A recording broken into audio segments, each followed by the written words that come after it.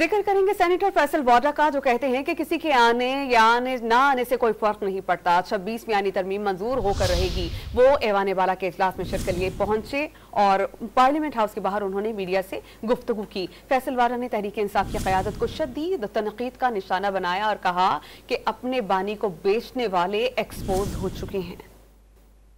है या नहीं है, 26वीं तरमीम पास होने जा रही है आज रात में तो बहुत टाइम है भाई।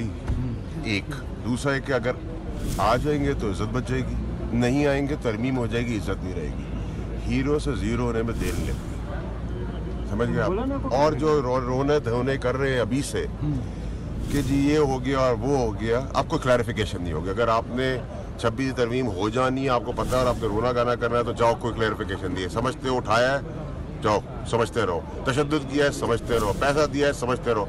समझ का तो हमारे आपस कोई हाल नहीं है, लेकिन कोई क्लैरिफिकेशन अब नहीं होगी। There will be no further clarification on all this allegations.